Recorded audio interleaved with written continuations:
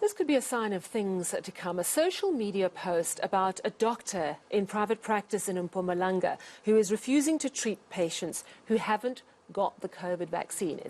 It's got a lot of people talking about a bold move. Some have congratulated him, others say he should be stripped of his license. Well, like it or not, those who have been vaccinated are getting increasingly impatient with those who ignore the science and refuse to vaccinate. And it risks creating a strong social divide. Well, I'm joined now by the doctor who's refusing to treat the unvaccinated in Mbombela, specialist physician Dr. Tafara Machiri from Mbombela. Doctor, thank you very much for joining us this evening. I'm wondering if you could just take us back and explain to us what made you decide to post this notice outside your offices on the 1st of September saying that you're simply not going to treat people who haven't been COVID vaccinated. Sally, the notice was actually posted 3 weeks before the end of August. And I think most of the people who responded to the notice, including, I'm told, some supposedly high up people, took it completely out of context and have basically made conclusions that are not based on facts. A decision. Yeah. Sorry, I was just going to interject and say, well, that is typical of social media. That's why we've come to you. I would imagine that with strong feelings, it'd be nice to hear. Nice to hear from you. Not even social media, Sally. That's the problem. It's. I had a talk with someone from Cape Town this morning, and apparently he followed it up with so-called expert opinions who really never bothered to find out what the background to the notice was. And it has nothing to do with the rest of South Africa, by the way, Sally. It's an individual decision that I made based on my interactions with people that I have known for 20 to 25 years, who were giving me problems in terms of, their attitude toward the vaccine. They were daring me based on our relationship of more than 25 years. There was no way I could stop seeing them simply because they were refusing to vaccinate.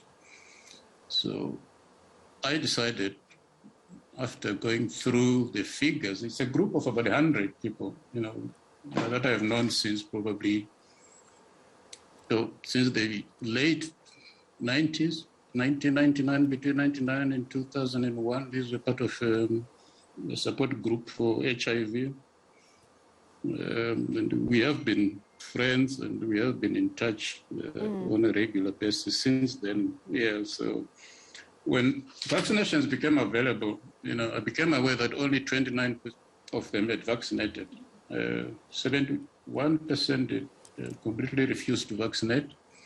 I continued to engage them to try to find out what were the main reasons for refusing to vaccinate. Most of the reasons were founded on what they see and read on social media, which was completely misleading and with no foundation, no basis in reality. By mid-July, the initial group vaccine was 39. By mid-July, another 7 had agreed to vaccinate. But in between July and mid-August, that's when disaster started, when I lost 5 of those people. Oh, my word. I was not directly involved. I was not directly involved in their management in some of the cases, but at least one of them, I was managing them. So I lost 5 between them. It ended up with about 64 of that group who had not yet vaccinated. So I went back to them and said, look, because all these people who had died, these are people who were, in contact with them too. And whenever someone from that group passed on, I would update them and tell them, this is what has happened. This was the cause of, death. Please, let's try to be responsible and go ahead and vaccinate. When I did vaccinate in February, I took pictures and sent them pictures of, myself being vaccinated. So, So there Doctor, was no reason for them to. yeah, exactly. I mean, this is what I'm hearing is I'm hearing a doctor Yeah. who is at the end of his tether, because despite Yeah. you living your word and living your example, you have lost Yeah. close friends who refuse to vaccinate. Yeah. And Yeah. you've posted this notice saying, guys, I'm not going to treat you if you are not vaccinated. I'm wondering, though, if you're losing friends and patients at the same time over your stance, which I really Yeah. understand. Yeah. And they were both friends and patients, Sally. And the notice, when I put it up, it was basically meant for them, because when I told them I'm going to stop seeing you because I'm just worried I've just lost 5 people within the last 4 weeks.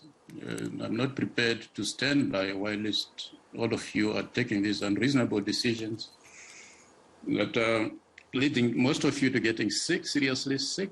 Some have been sick and survived, and some, like I said, I lost 5. Yeah. And they dared me. I mean, just like in any camaraderie, situation, they dared me. We have known you for 25 years. There's no way you're going to do this to us. So the purpose of putting that notice was not for South Africa. It was for Sure. these But how close does it... friends who happen to be my patients. But it has blown out of proportion, and I am extremely excited that it has generated, debate that probably was, simmering among doctors. And I've had a lot of phone calls from doctors, and and they're verified by phoning their rooms. A lot of doctors are also asking, when you want to make an appointment, they ask you if you have been vaccinated. It's already happening. Yeah. So, Doctor, I have to ask you, I understand the context is fascinating and it's your lived experience. Yeah. And you were basically saying to your remaining friends who are refusing to vaccinate, I'm dead serious about this. Yeah. But do you actually mean it for your entire patient body? Because I'm thinking we've unfortunately had a slow vaccine rollout. Are you really going to stick to your guns now to prove your point? Because it strikes me that you're a bit of a pioneer in a way. Definitely not. If people are sick, whether they've got COVID or not COVID, it's my ethical responsibility to look after them. But at the same time, I won't stop, pushing them to vaccinate.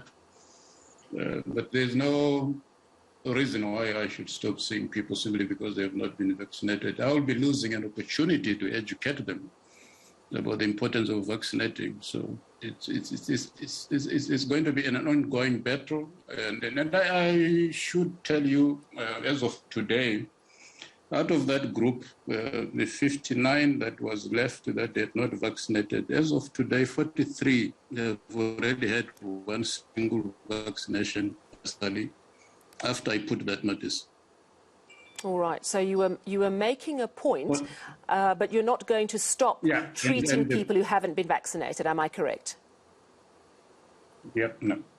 All right. That was to try to push my own friends. But like I'm saying, 43 have already vaccinated as of today, after I put out that notice. All right. So mission accomplished. One last question to you.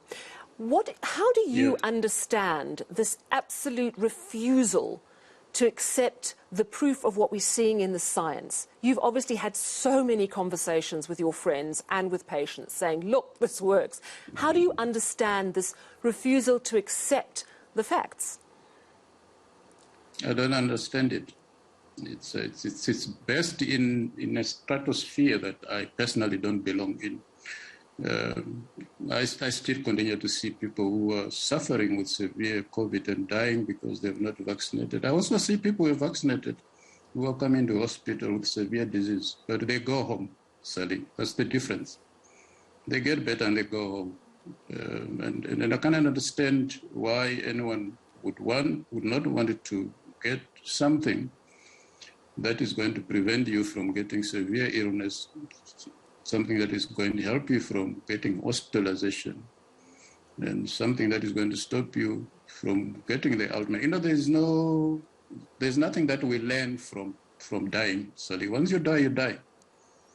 Yeah. And I cannot understand why this resistance that makes no sense at all, about people putting in chips into your body. I mean, I can put a chip in my dog, and I've never seen any change in its behavior.